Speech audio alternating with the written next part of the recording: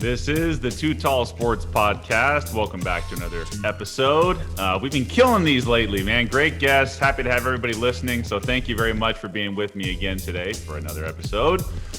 Today we got a really cool one with Marc Lerebours and Diego Maillo. These two guys created a company called InForm Stats. It's a videography company that has basically revolutionized recruiting. So for kids that, in high school and even younger that aren't getting recruited that much, they can have a video service and send these guys, these videographers, to your game to record game film and highlight packages so you can send them to colleges and get more exposure. Really cool idea. These guys are going to blow up. They're great, both great guys, and I think you guys are really going to enjoy this episode from the guys from InForm Stats. So my thanks to Marc and Diego. These guys are true professionals in their regard, and they're going to definitely change the way recruiting is happening with colleges.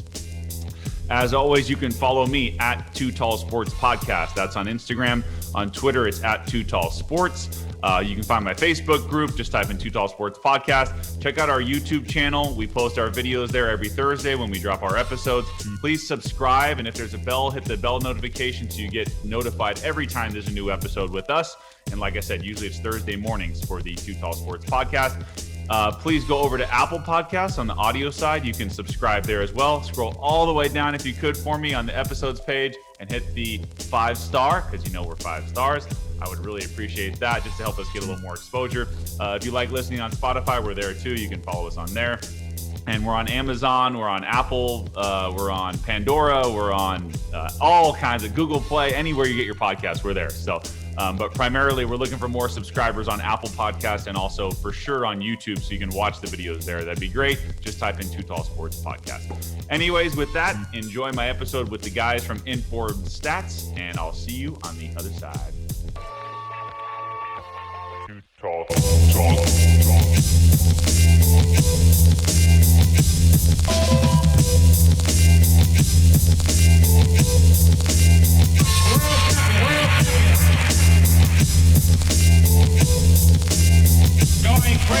crazy.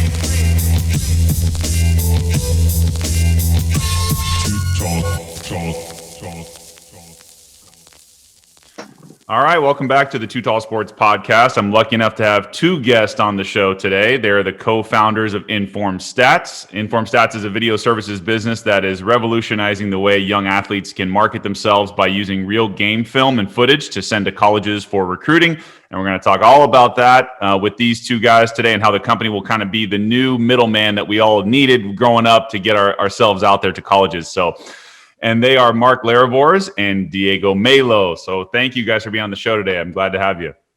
Pleasure to be here. Thanks, Brett. Yeah, man, it's awesome. I normally get only one guest, so I'm happy to have two on today. So there you go. It's pretty cool. Tag team. Yeah, right. Yeah, you got to be tag team champions. There you go. So we're going to get each of their backstories and then kind of get into all about InForm Stats and how it was created and how it works with aspiring athletes. So, Marc, I'll start with you. You grew up in Connecticut and were a football player and eventually became a rugby player. What kind of football player were you growing up, and were you getting any recruiting looks in high school when you were playing football?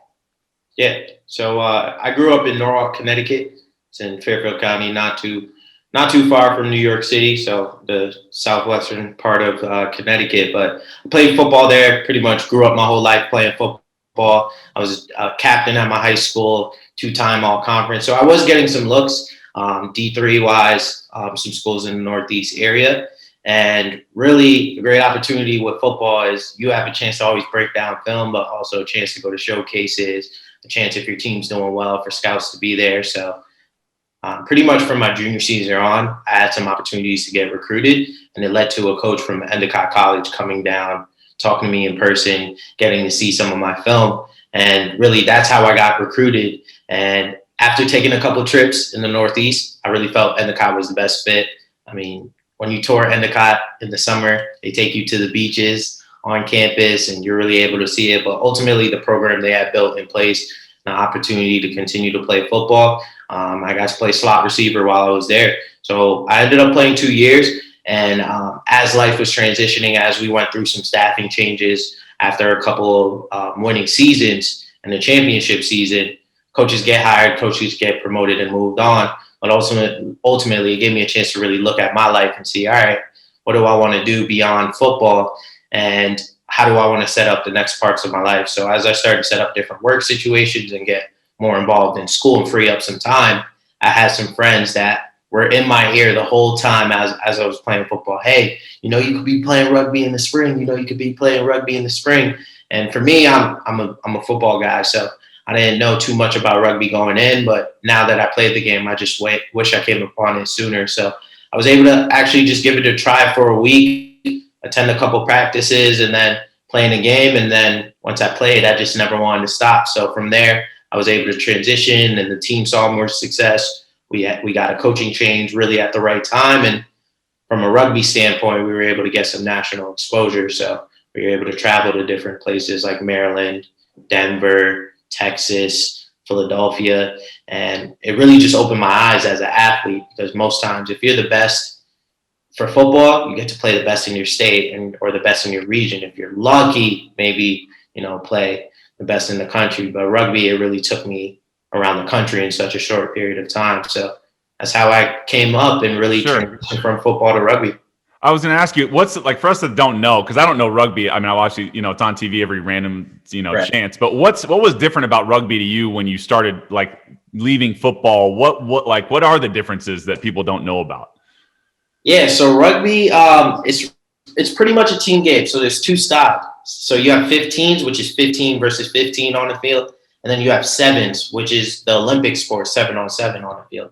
So very two different styles, two different pace. Ultimately, I really came to enjoy the camaraderie. Football, it's a lot more assignment-based. Hey, know your role, do your job. You always hear that in the Northeast, which a lot of it's assignment-based. Whereas rugby is a little more free-flowing, a little more control over the game. But you really had to work together as a team along the way. So the biggest challenge was really the transition of rules. But I like the fact naturally, like football is a big team. It had a camaraderie. The culture aspect of it. I mean, you play a game and then you go have a barbecue and drink with the team afterwards. Yeah. Opposing team. So that's just something I never really came across. And just that feeling of when you played rugby, it really carried a long way. Where in job interviews or just in networking, it's so rare that once you hear someone plays rugby, there's kind of a connection there. So that's what I learned early on, and just the way they embrace newcomers, because they're trying to get as many people to the sport as possible. So when I thought of rugby's like hardest hits, like, just people going in, colliding and stuff like that. So I never pictured doing that without pads, but really. I was going to say, not to go off on rugby right now, but was it weird hitting without pads and helmets on? You think it's actually safer knowing guys don't have helmets on? Yeah, absolutely. So there was always a study in the Seattle Seahawks when they had the Legion of Boom. They actually brought in some rugby instructors to help them with tackling. So that's how they got better at really focusing at tackling. And I could see that carrying over, because ultimately without pads, it's really a mindset. But I always tell people, especially former football players, if you played kill the carrier growing up, or, those type of backyard tackle football games, it's not too much further off. But also too, the collisions are different. In football, you have your pads behind you. So some guys don't even try and tackle. They just try and run full speed and throw their pads into you. Where in rugby, you're not going to do that. You really have to emphasize form. So for me, it worked out. I think I had enough good years of football, and I'm a smaller guy anyway, and I always prided myself on being a good tackler. So I think that naturally carried over in rugby. I had a chip on my shoulder. Well, I'm a good tackler. So that helped in transitioning. And then the rest was just learning the rules, because I was still treating it like football. Right. You can't do that in rugby, where you have to attempt to wrap. That's the biggest thing I learned. So if not, a whole team may come after you. But really, the approach is what's the biggest difference. And for those people that don't know about Endicott College, obviously it's a smaller school. What was your experience like there as an athlete, and what did you enjoy about going to Endicott? Yeah, so Endicott, what I loved about it is really compared to any other school I visited in the Northeast, they were good in a lot of different sports. If you're looking at Endicott College right now, baseball has championships, lacrosse is nationally recognized, soccer has some conference championships, basketball team, so men's volleyball. So it wasn't just one sport really dominating. It was really a sports school, but also the program. So I was a sport management major. I always saw myself being immersed in sports, but really the opportunity to be there, get the opportunity to win a championship right away with football, and then pretty much any other season that was going on, there were some good sports teams to watch. So from a sports perspective, they're doing really well, and they really carried over to like rugby and some of those other sports. So be on the lookout anywhere on the Northeast. Endicott College has some good sports programs. Okay, there you go. Well, and while you're at Endicott, you met your co-founder, who's also on the show today, Diego. So let's talk about transition to your athletic career. Totally different than Marc's, of course. You had a different upbringing, and you were all over the place. So just wanted to mention some of the places you were. I mean, you were a big-time soccer player growing up, originally from Venezuela, then to Miami as a kid, and then you were raised in Georgia and Atlanta. So talk about your upbringing in soccer and how you ended up, in Brazil at some point to play professionally down there. Yeah, thanks, Brett. I'm quite the journeyman, I guess you could say. I've just been traveling. It's always been a part of my life. So yeah, early on, I moved to Miami. I think I was like 1 or 2, right? So it's really early on. And as far as I can remember, I've just always been playing soccer. Just my whole life, it's just what I was just drawn to, and I was really good at it. So I just ran with it, and moved to Atlanta, middle school, high school, and did the whole club scene. Played for Concord Fire for most of my time there, and did the whole circuit, trained every day, year round. And then when I was 17, I played for like a summer camp, a Brazilian summer camp called B-Foot. And it was, there's a bunch of other kids there, and you actually stayed at a hotel with the coach and the players for like 2 weeks. So it was like fully immersive, trained 3 times a day at the beach, at the fields. And then after that event, the head organizer pulled me aside, and he's like, "Hey, I want to work with you one-on-one. If you can come meet me like in a couple weekends, I'm going to drill you." So I went, and it was just me and him at this field for like 2 or 3 hours. And he was just running me through all these crazy drills, making sure that I can keep up with a certain level. And then after that, he sent an email to my mom, and was basically like, "Hey, I have a spot for Diego on a under 21 professional team out in Brazil. Everything included, room and board." And they couldn't officially pay me because it would mess with my eligibility. Right. So I was almost like a scout out there. And I was like, you know what, I'm doing it. My parents, like a lot of people were like, how'd your parents let you do that? But they were like, "Hey, if this is something you really want to do, we'll back you." So I ended up, I think going into my junior year, I just finished up my high school. I got a GED, finished up early. So I got my diploma, and I just, I flew out there. And, it was nerve wracking, I guess, going out there early on. But growing up, I traveled to Colombia every year. My dad had a missionary, like an orphanage. So traveling wasn't really new to me. I mean, I was on a plane all the time, different countries. So I think that might have helped. So basically I get out there, and when I originally land, the guy that was supposed to pick me up wouldn't answer. So I was at the airport when I landed for like 8 or 9 hours. Eventually it turned dark, and I was like, I was doomed. I had nowhere to call. I was like, man, this is actually happening to me. And then luckily another kid from Japan who was on the same, who got scouted as well, landed. And then we ended up like meeting each other, and he's like, "You're here for B-Foot?" I'm like, "Yeah, I'm here for B-Foot, but I'm stuck here." And then the guy showed up. So like the first interaction I had when I got there was I was panicking, because I was like, I got stranded out here.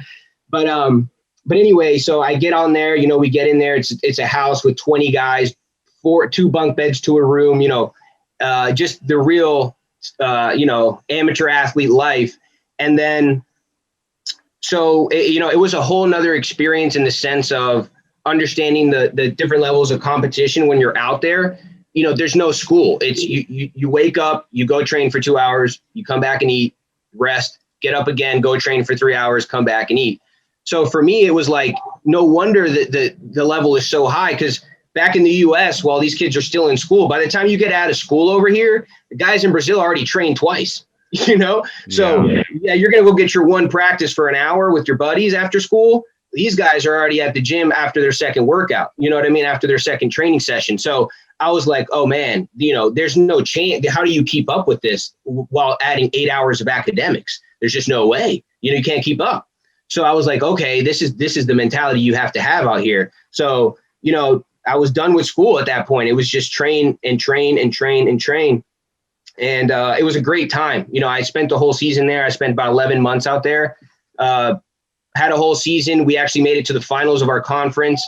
And, it was a great experience overall. And it really opened my eyes to just the difference of level of competition compared to the US and just the intensity, I guess, that comes along with it. It's really, that's your life choice. If you decide to go athletics, you're giving up everything else. That's your career choice. It's not a thing I would like to do when I'm older, or maybe I want to go pro, like you dedicated your life at that point.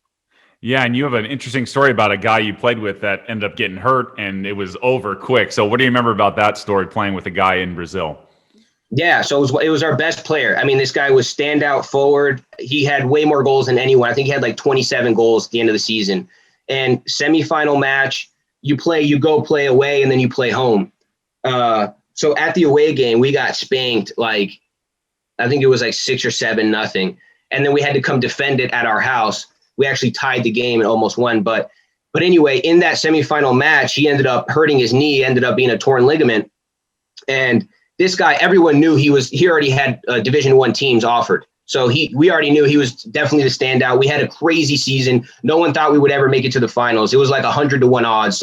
So we shocked like the whole division pretty much. And he was the reason why. This kid was just ridiculous. I remember he didn't have a left foot. He was all right foot, but it didn't matter. Everyone knew it didn't matter. This kid was still getting by you with his right foot. It was crazy. So tore his ligament, and his name was Alex. And I'll never forget, man, this guy, this was his life. He dropped school at 17 like everyone else did. If you go to college, there's club sports in college, but it's like fan favorite stuff. It's not competitive at all. It's like, you're just there to study. So this guy was left with no other option but to work at the gas station down the road. So, it was like the next weekend, we all go down there to meet up with him, and he's full uniformed out working the gas station. And that to me, like, rocked my whole mind. I'm like, this is crazy. It's all like these guys really put it on the line. So then I was like, at that point, my scout contract was up, and I did have an offer to go to a higher division, a nicer club with better rooms. It was nice. I went and toured, but at that point I would have had to give up my eligibility. So, I had a tough decision to make, but I was like, you know what? I'm just going to go back to the States. I want to play for 4 years. That's what I want to do. I just want to enjoy the game. I want to play as many minutes as I can, and at the same time get a degree so that at any point in time, no matter what happens, I have something to fall back on. And that's, how I made my decision to come back. Yeah. So, I mean, you're growing up in Atlanta. How do you find Endicott College when you come back to the States, when you're, playing down there? And there's probably, did you have any other big offers that you could have taken advantage of, or was that the only offer you really had? I had a couple small schools, but really coming back from Brazil, the problem was that I didn't have footage from Brazil. Right. So our club, it was an under 20 professional club, and we had film, but it was a camcorder on a cassette that we would sit in the playroom and watch, and we would, sit there for hours watching this and start and stop and start and stop.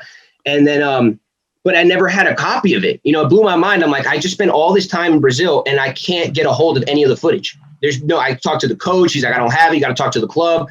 The club doesn't have it.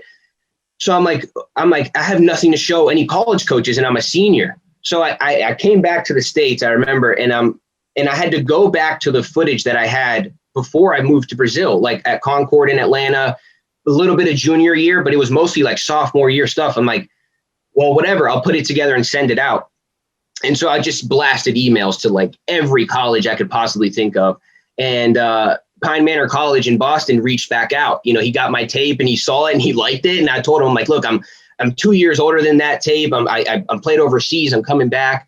And he ended up offering me a full ride. Never met me, never saw me play, and based it off of that Chamby video that I put together. And, that plays a lot into why we build InForm stats. That was like, to me, I was like, if I got a full ride, my mom doesn't have to pay a cent. And it was based off 3 minutes of Chamby tablet video my mom got on the sideline. Imagine if I had a company I could call and bring a professional camera that could give me some high quality stuff. I could have been offers from all over the place. You know what I mean? Yeah. That one also was like an eye opener for me. I'm like, wow, this is cool. Like, I just got a full ride with some little video. So that's how I ended up getting up there. And then at Pine Manor, I played a season there, balled out because it was like an NAIA school. So it was like competition was pretty low. Uh-huh. And then, I had a bad situation happen at the school. The school ended up, moving on, and they're not even around anymore. They actually merged with Boston College. But I took my experiences from there. The head coach there was the assistant coach at Endicott the year prior. So he was like, hey, man, you're a killer. Let's bring you over to Endicott. You'd love it there. It's a sports school, like Marc mentioned. And then the campus is beautiful. I mean, 3 beaches. I'm coming from Miami, so I'm like, okay, this feels a little bit more like home. With the snow, as long as there's beaches in the summer. So it made the decision easier at that point.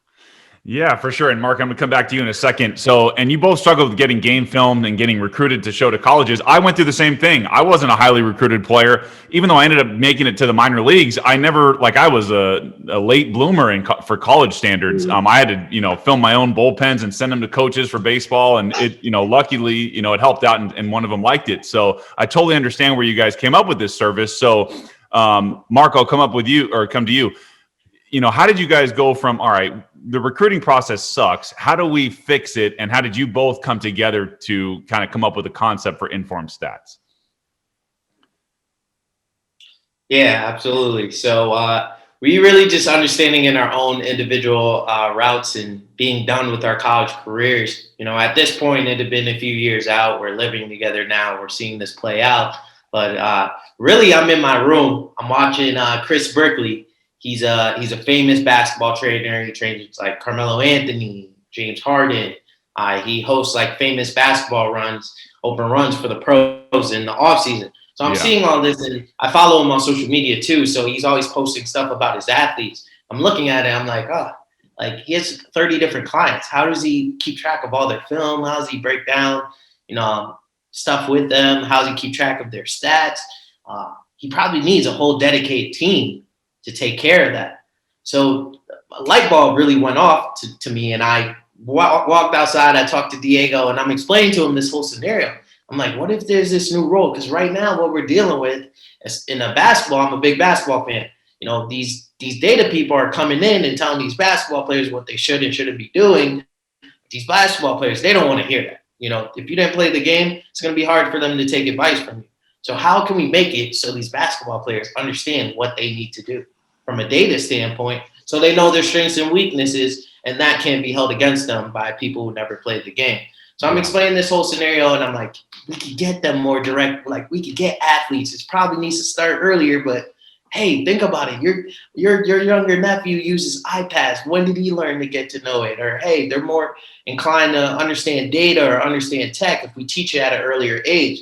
And then ultimately, Diego looked back at me, and I saw a light bulb go off in his head too, where it's like, Marc, it starts with video. Like, look at our stories. It can't be told any better. Like, video has to be a staple for everyone across the country. Then we could bring them the tech and the stats and the other aspects of understanding that. So as we did more research, we really just come to find out, hey, less than 90% of athletes are actually making it to even play D1, D2, D3.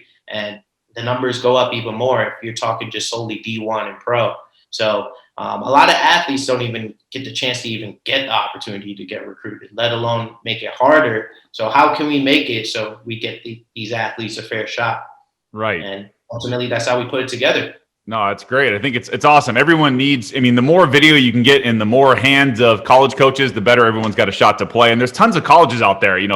There's everybody should have a spot. If you're somewhat, talented. Yeah. Yeah. And you just brought something up that I didn't even think about as far as the show, like just for the video for players to study their own game, not even for recruiting, just to be able to look back. Like, some people just don't have access to video for their own references and their own, learning and studying film. I didn't even think about that other than just sending it to colleges and stuff like that. So that is a cool part of it as well.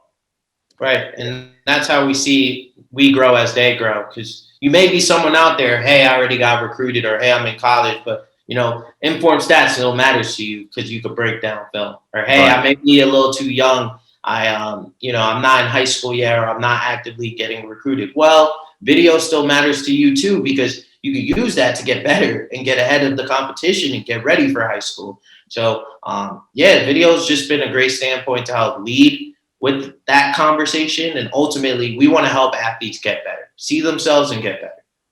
That's awesome, man. No, that's great. I'm glad you guys are doing it. And Diego, I'll go to you. Just in general, if you could explain to my listeners how it all works with InForm Stats and what you guys are actually doing, what kind of services do you guys provide? Yeah, absolutely. So one of our main drivers is obviously game film, like we've been talking about. And we currently use an AI assisted ball tracking camera, which we hoist up 25, 30 feet in the air. And that will survey the field. It'll follow the players and the ball and capture that high level recruitment level game film that, the coaches are really looking for. And we offer that on a team basis. You could hire us, and we're actually mobile on demand. So we have a team in New England, we have a team in Miami, and basically, we work with teams and organizations to go and provide game film to their athletes, to their teams. We do events, so showcases and tournaments, which adds another layer to the scouting. So now, the scouts can watch all the fields at their own time and not worry about, hey, I'm on this field, I have to watch this player, and then I have to go watch that player. So it allows the scouting process more breathing room. So the game film is one of our main drivers. And then we also have live stream. So early on in January through the pandemic, we got an outcry for live stream because no spectators. So we offered live stream now, and we can live stream any event across the country, across the world. And then we also do highlight packages. So once we do come film your game, we can now break down that film for you, put together a recruitment tape on your behalf that you can send out to colleges and coaches. And then most recently, we've started to incorporate statistics into the video. And our goal is to marry the two things so that you could have a video with the stats combined, where you could have a wide receiver, going down the sideline on a fly route, and on the screen, it'll show maybe what speed he maxed out at, right? Or maybe how many, the stats could be involved in the sport. And that's really our main goal, is to marry stats and video. But right now, what we do offer is on-demand video solutions, and really we're very nimble in the sense of we really mold to the situation. It's not a one size fits all in a lot of cases, as you know, with sports. But what we can do is offer consistent and reliable game film that now the coaches and the organizations don't have to worry about that whole sector. They can focus on what they're doing, which is coaching and winning games, and we'll handle everything that comes with the video aspects of it. That's pretty awesome. I'm glad that you've been able to figure this whole thing out. And I have tons more questions about it, but I just, from like the parents' perspective of the kids, maybe they don't have to film as much anymore. They can, watch the game. So what have you guys heard from the parents of these? Obviously parents get nuts during recruiting and they think their kid's, the best player of all time. But what have you guys heard from their ability to not have to focus on videoing and they can just watch the games of their kids? I think it's always funny because when we come to fields, they're automatically there. There's always the parents that are on there with their Nikon, and most of the time it's funny because you'll see them on the sideline and they're looking at the game, but the camera's looking this way, and it's like you want to watch the game. I don't blame you. It's like it's hard. You don't want to do that. So when we have our camera, we'll go and talk to them and say, "Hey, Dad, we've got our camera set up over there. This is how much it is for the team. It comes out to $10, $15 a player. You can enjoy the game now. You don't have to worry about it. You'll get an email with the game, high level. I mean, it's as best as you can get." And so like 9 out of 10 times, you're like, "Oh man, thank God somebody's here. Like this is godsend. Who's going to come film my 13-year-old? Who are you guys? But you'd be surprised, Brett. Sometimes every now and again, we'll be like, "I got it, guys. I've got my camera system. This guy spent like $3,000 on a camera, Okay. Yeah. So sometimes you get those guys, but most of the time it's hard. They don't even believe, we came out there to that field and are posting up. So they love it, That's awesome. No, yeah, I'm sure most parents are very happy you guys are out there. Yeah.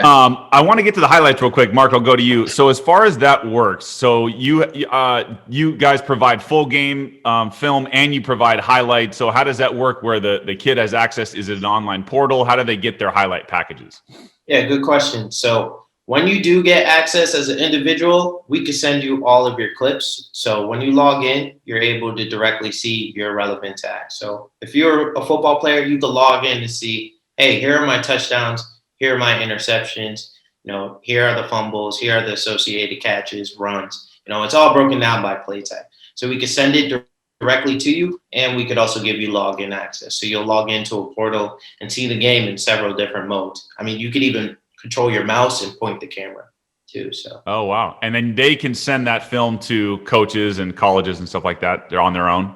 Right. So athletes also have the option. Most tend to get access to the platform. Generally, too, what we do is we can provide recruitment tapes. So we have videographers put together a specialized intro where they send us a 1 to 2 minute video introducing themselves, adds a personalized touch. Yeah. We have a bio page and then a contact page as well. And then we sync it so that it has indicators on it, locating you on the field. It has simple transitions. But essentially putting together your whole recruitment tape with our film as well.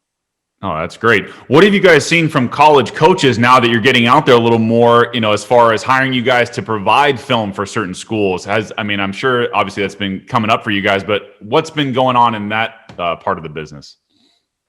We've had a good react. Early on, we targeted colleges. We felt like that was, it's a home to all these different teams, and then you multiply it, girls and boys. Now we've got double the teams. So you got like 14 teams sitting in one location. That was like, I remember specifically being like, wow, that's where we want to be. And then the pandemic hit, and then they closed down the athletics for colleges. Yeah. So, we are a pandemic company. We actually started mid-pandemic. So a lot of our early business was what events and showcases are sprouting early that are coming back. And so we started hitting those steady. Now we're starting to see the college teams come back. So we're starting to get a heavy presence. We've been talking with a few colleges already, gearing up for August and September. And we've had a good reaction so far. So one of our main focuses in the next coming months is to really start to work with colleges. And we want to, maybe start with a team, show them what we can do. And then we could really cover the whole program, talk with athletic directors and give them consistent video across the board. So the basketball team doesn't have awesome footage and the soccer team's like, hey, what about us? Right. So it's on our slate, and it's something we really want to go after. But it's starting to now open up for us, if that makes sense. Now, how are you guys going to hire enough videographers to do all these? I mean, you got high school kids, you got younger kids, you got maybe one person for an entire college. How do you guys plan on developing and building out the employee roster, I guess? Yeah, absolutely. So with us, this is what opens a great opportunity, across the country, setting up different markets, providing film, but ultimately setting up a new position called a VSR, where we find qualified individuals. You may have some filming experience, you may have some sports knowledge experience, but now you're getting exposed to a different role in sports with this opportunity. And we have a great partner that handles our staffing and operations, Zen Sports Group. So they come with a background of 20 years in the MLB, 20 years working for ESPN, running really high functioning teams at the highest level. So with their help, we're able to, bring that business across the country and staff with high qualified individuals. I actually just had Sandy Zinn on my podcast recently, so I know all about him. Man, Emmy Award winner. Yeah, no, he's had a hell of a career. So you guys definitely picked the right guy in that regard. So that's awesome that he's going to help you guys out. That's really cool. Yeah, absolutely. Let's go back to the live streaming for a second. Diego, I'll go to you. As far as adding that feature to the platform and what kids can expect from that, and even, working tournaments, how's the live streaming going to start working? And have you guys already rolled that out? Yeah. It's great. The live stream component, it's slightly different than our game film. It's a different camera system. So we actually have somebody operating the live stream camera, panning left to right. And one of the key differences is the customization of the live stream is like limitless. We can control the scoreboard. We can add colors. We can add names, logos of the teams on. So the sky's the limit as far as what we can add to it with overlays. I'll give you an example. In January, we launched Rhode Island Futsal League, and they had, I think, over 80 teams. They played for 8 weeks long, Saturday and Sunday, all day, 3 courts. And we went and provided live stream for all 3 courts all day, Saturday and Sunday, because there was 0 spectators allowed. And the parents were like, this is crazy. We don't know what to do. They're trying to huddle around the door, and it was crazy. So we came in and said, hey, look, we'll come in, we'll stream all the games, and then you can buy a virtual ticket, and now you have access to all the games. And they loved it. I mean, we had grandmas in California sending us messages like, I've never been able to see my granddaughter play, and it's just so awesome. So it's awesome to be able to broadcast a link anywhere in the world and have, our stream going live. And then the sponsorship opportunities are fantastic too. So at halftime, we can put up sponsorship logos. We could even put video commercials. We're almost turned into a whole broadcast team. So like those capabilities are awesome when we're talking with showcases and events. They love that capability. But yeah, I mean, the live stream, it's mobile again too, so we could come anywhere with it and set up shop and stream your whole event. It doesn't matter how long it is, how many days it is, we can cover it. All right, so let's talk about competition at this point, because obviously every business has competitors. So, Marc, I wanted to ask you maybe some of the challenges you guys are running into, or maybe some of the competitors you guys are running into. What else is out there that you guys have seen so far? Yeah. So really with us, we handle multiple sports, and we talk about sports roots. The biggest thing we realized is we don't want a one-size-fits-all approach when it comes to sports. Hey, I played football and rugby. You played soccer. There's differences. So we try to bring that to every event and every sport that we do, adding a personalized and approach that fits that sport. There's competition out there, obviously. There's video companies, there's streaming companies, and a lot of them seem to target some of the same sports, or they do like a singular sport. So that's some of the differences. And then ultimately how we look to stand out is incorporating more than just video, having stats, having access to tech to train, really empowering the athletes with that information. So they're not just getting a video experience, they're able to get more than just a video experience. So that's how we look to stand out. But ultimately the biggest challenge I would say so far, compared to some of these competitors that are probably used to sticking to the same sports and being familiar already, is just how soon can we get people to notice us, early on. That's a good challenge you want to have. It's a lot of it's marketing and sales based, but we come to find out, hey, once people discover us, or hey, once we start to set up the camera, parents are looking and the coaches are, and a lot of times they're just like, oh, I wish I knew sooner. Like, I knew there was a company like this. So I think early on our biggest challenges have been, how soon can we get people to know us before we actually show up to run an event? And luckily, we're really building on these early relationships, these early opportunities, and it's starting to become well known, especially in certain circuits like basketball and 7-on-7, that this video option and stats is going to be there. Definitely. And Diego, I'll ask you the same question, because everyone sees things differently. So what do you think from your side? What do you see as far as what's out there? What's maybe some of the struggles of doing this? I think really what Marc said is getting in front of people is really one of the bigger challenges, because based on the market, there are some competitors, but we beat them in every area. We're more affordable and we're more versatile in what we offer. So the way I see it is like, if they already have some kind of video provider, there's still a very good chance that they would rather have us because we could do more at a better price. So a lot of times we'll go, we'll work with an organization that, we already have video coverage. Well, it's like, all right, well, what do you have? Most of the time you look at the footage, it's like, man, it's shaky. You're missing a bunch of plays. It's, it takes 2 weeks for it to deliver, where our stuff's done in a day, so there's a lot of things that we're starting to bring to the table that maybe other companies just can't offer. So I like our chances, and we've really started to pick up steam. I mean, we're able to work with Cam Newton a couple weeks ago down in Atlanta. He had a 7-on-7 football team that he coaches. The Cam Newton 7-on-7 is the name of it. And we had a chance to go down and work with him. And also too, another example, like we worked with Pace Academy in Atlanta, and they're a high echelon school, great program, just amazing amenities there. And we worked with them a little bit. AD there wanted live stream for a wrestling tournament, and we worked with them. We explained what we did, and we went back to Boston. He calls us about a month later. It's like, hey guys, I need you back down here to come cover an event. So that's when I'm like, look, this AD from Pace, from Atlanta to Boston, could not find some other company or somebody that could just come cover his wrestling matches for 2 days. He paid for us to come down here. So I was like, all right, there's competition, but clearly it's hard to find, so let's get out there and get in front of people, because they'll pick us every time. So yeah, I think just getting out there and getting in front of people, that's why doing this podcast is like the best thing we could do for ourselves, is to spread the word. Yeah, not hey. Any way I can help you guys, I can, because I totally believe in what you're doing. It's awesome. So that's really cool. And then Appreciate speaking it. of things that you guys can do that others can't, maybe they can, but adding the stats angle to this as well. So how does that work? Where is there a statistician there that's going to like in real time do this, or whoever looks at the video afterward is going to come up with all the stats to put on the video? Yeah, good question. So a lot of this, it really starts with the process for us. We want to make it customizable to whatever sport it is, and we want to make it seamless. So as Diego mentioned, you could just focus on what you're doing, and we focus on executing the video and stats.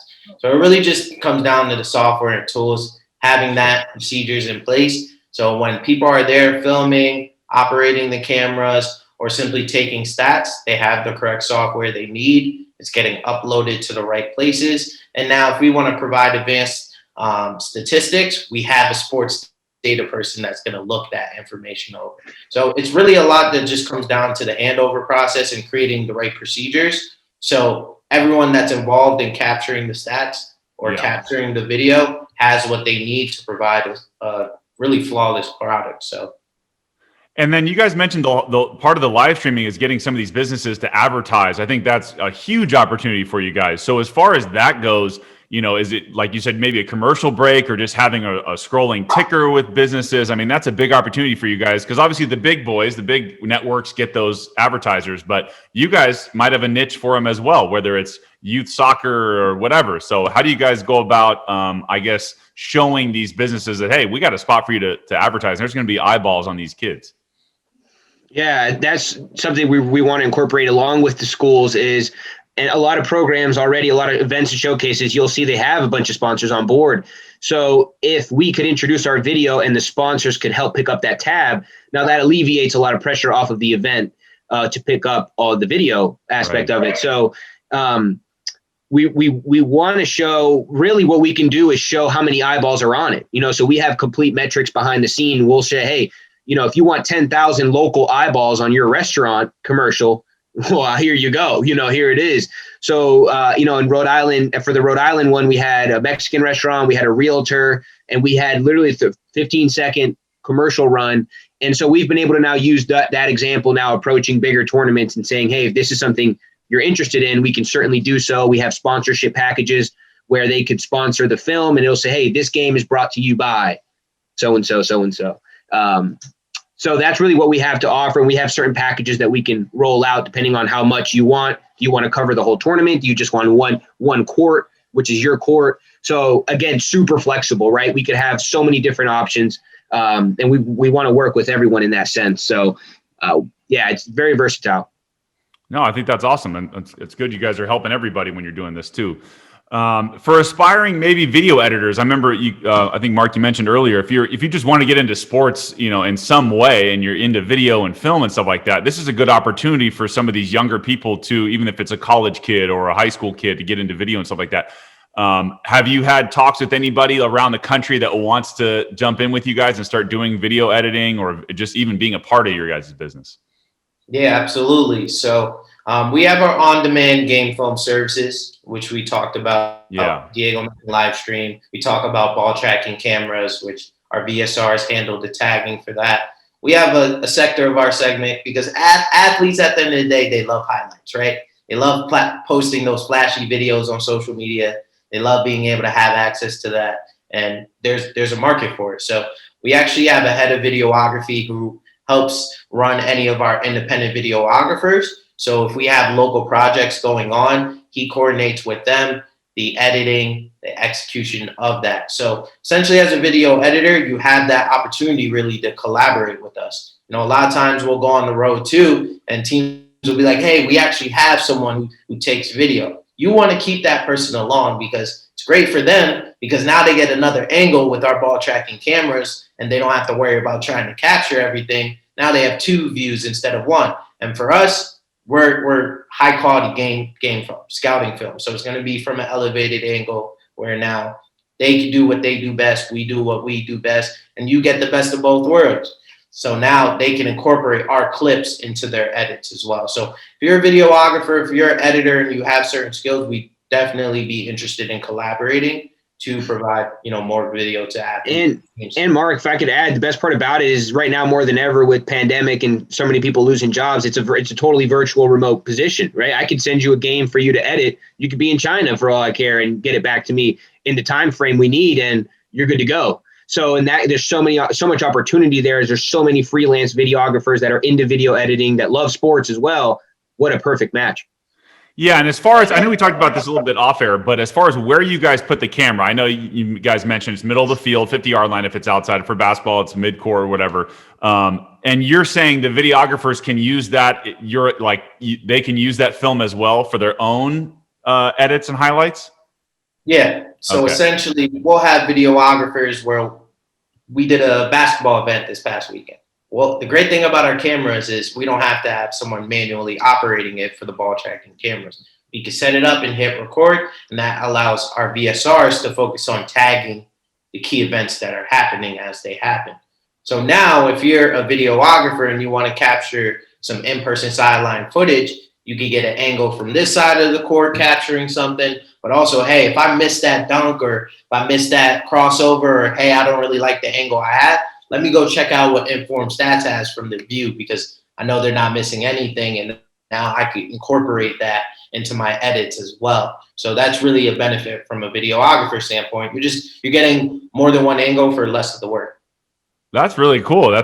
I'm glad you guys can do that, because everybody, yeah, like you said, everyone wants the highlights.